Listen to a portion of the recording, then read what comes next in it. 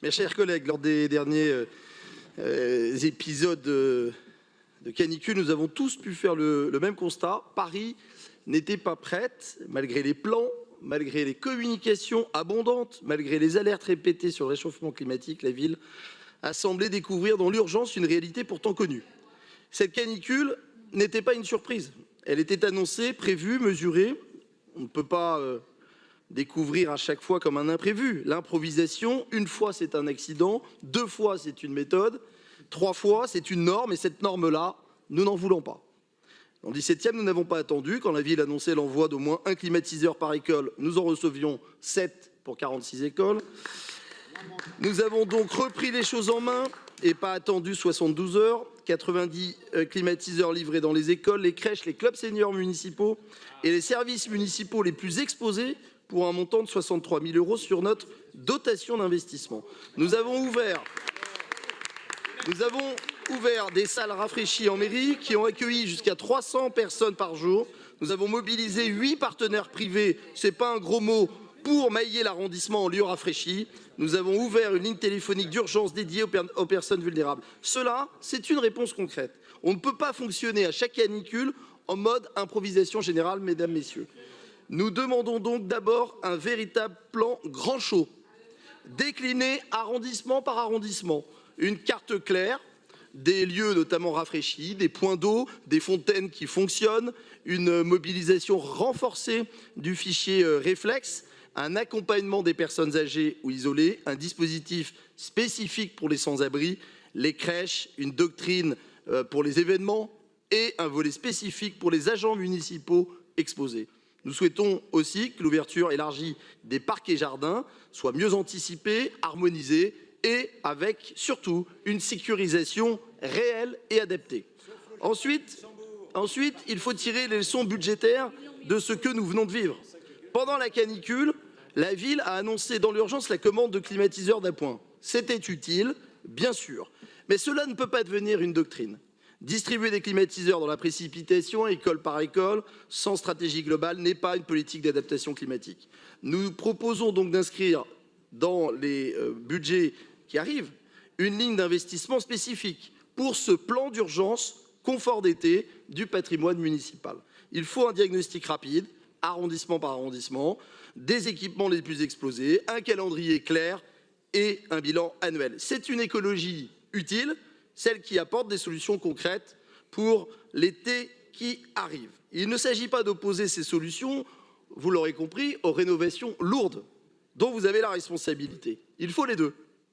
Mais les rénovations lourdes prennent du temps, alors que les enfants, les seniors, les agents municipaux, les commerçants et les usagers subissent la chaleur dès maintenant. Paris doit engager donc un plan massif de rénovation thermique de son patrimoine municipal et pour ça, il faut l'inscrire au PIM, au plan d'investissement de mandature. Ça, c'est pas le fonds vert, ça c'est la ville de Paris et c'est son budget. Désormais, il faut l'intégrer pleinement, ce confort d'été. Protection solaire, ventilation, mesure de la qualité de l'air, matériaux adaptés, traitement des toitures, sobriété énergétique et lorsque c'est possible, production photovoltaïque. Encore faut-il brancher les panneaux photovoltaïques. J'ai un exemple quand même patent et quand même déplorable au sein d'un écoquartier, celui de Martin Luther King, où nous avons découvert dans un rapport de la ville que les panneaux photovoltaïques n'avaient jamais été branchés depuis 10 ans. Parlons de végétalisation, mais encore faut-il pouvoir la mesurer. Car aujourd'hui, lorsqu'on parle de végétalisation à Paris, on se dispute sur les chiffres. Alors chacun, évidemment, sort les siens. Il nous manque, il faut le dire, chers collègues, un thermomètre commun. L'indice NDVI, lui, mesure la vitalité réelle de la végétation par satellite. Une plante vivante réfléchit la lumière différemment d'une plante desséchée. Ce n'est pas une photo, c'est un film. On suit l'évolution année par année, saison par saison, et même pendant une canicule comme celle qu'on vient de vivre, où nous avons dépassé les 40 degrés. Ce vœu, nous l'avions déjà fait adopter en 2021, 5 ans plus tard, rien. Si la ville avait tenu ses engagements, nous aurions aujourd'hui pu, évidemment, mesurer ce qui verdit vraiment, ce qui grille. Et nos échanges seraient constructifs plutôt qu'inflammables, chers collègues. Assez de mots, assez d'incantations, donnez-nous ce thermomètre commun. Ce vœu ne demande qu'une chose, le courage de se faire mesurer. Si votre bilan est aussi vert que vous le dites, vous n'avez rien à craindre de la mesure. L'adaptation climatique, c'est aussi la résilience des infrastructures. Et nous demandons que les réseaux urbains soient pleinement intégrés à cette réflexion. La semaine dernière, Paris a dépassé les 40 degrés et dans plusieurs quartiers au pire moment, ça a été rappelé, l'électricité s'est arrêtée. Rue Montgallet dans le 12e, la coupure a commencé samedi à 3 h du matin. Elle a duré 36 heures. 36 heures sans réfrigérateur, sans ventilateur, sans climatisation, sans ascenseur, par 40 degrés. Le deuxième a connu aussi la même chose. Imaginez une personne âgée, seule, au 6e étage, sans ascenseur et sans air. Techniquement, c'est Enedis qui est responsable et qui l'explique. Sous nos trottoirs, le sol ne peut monter parfois jusqu'à 80 degrés sous nos pieds. Et les câbles souterrains finissent par lâcher. Soit, mais ce que les habitants nous ont dit, ce n'est pas ça. Ils nous ont dit, personne ne nous a rien expliqué. Pas d'information, pas de délai, pas d'interlocuteur. 36 heures dans le noir, au sens propre comme au sens figuré. Alors non, le réseau n'est pas de notre compétence, mais l'information, la prévention, la solidarité de proximité, si. Si nous demandons tout simplement 3 choses, que la ville informe, qu'elle active ses dispositifs de fraîcheur et de veille, qu'elle exige d'Enedis un retour d'expérience et un vrai plan d'action. Parce que ces canicules vont revenir.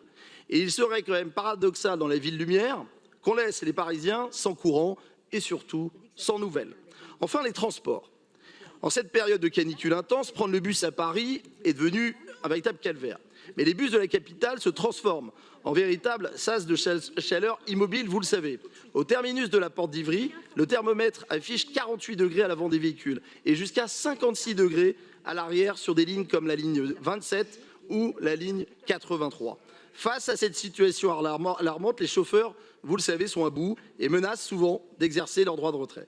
Or, je vois un raisonnement simpliste émerger dans votre majorité. Bus égale compétence de la région, égale faute de Valérie Pécresse, égale la droite anti-écologique. Pourtant, la région et Île-de-France Mobilité investissent massivement 5,7 milliards d'euros depuis 2016 pour renouveler et électrifier la flotte. Rappelons d'où nous partions. En 2015, c'était votre bilan. 17 ans de gestion de la gauche et des écologistes qu'on n'oublie pas. Quasiment aucun bus climatisé. Et à qui la faute? Sinon à celles et ceux qui se sont opposés à la climatisation, par pur dogmatisme, par pure idéologie. La gauche, qui d'ailleurs continue de le faire aujourd'hui. Aujourd'hui, ce sont 100% des tramways, 75% des trains et des RER, 60% des bus et des cars, dont 100% des cars, et 50% des métros qui sont climatisés ou équipés d'une ventilation intégrée naturellement et réfrigérée. La quasi-totalité du métro devra et sera au rendez-vous d'ici 2033. Alors, quand le vœu socialiste demande en 2026, je cite, un calendrier de déploiement contraignant de la climatisation, une seule réponse s'impose. Heureusement qu'on ne vous avait pas attendu, monsieur le maire. Et si la climatisation est vitale, elle a aussi, vous le savez, un inconvénient. Il faut conclure, monsieur le maire. Sur les nouveaux modèles électriques, son usage réduit l'autonomie des batteries. Les conducteurs doivent arbitrer entre climatisation et circulation. Et c'est là que le raisonnement simpliste tombe à l'eau. Merci, monsieur le maire. Les conducteurs doivent faire face à ce choix. Voilà. Or, la fluidité des couloirs, l'ombrage des terminus relève de votre responsabilité exclusive. C'est vos aménagements, et d'ailleurs, vous l'avez reconnu, envoyez-moi vos aménagements qui ont retardé les bus.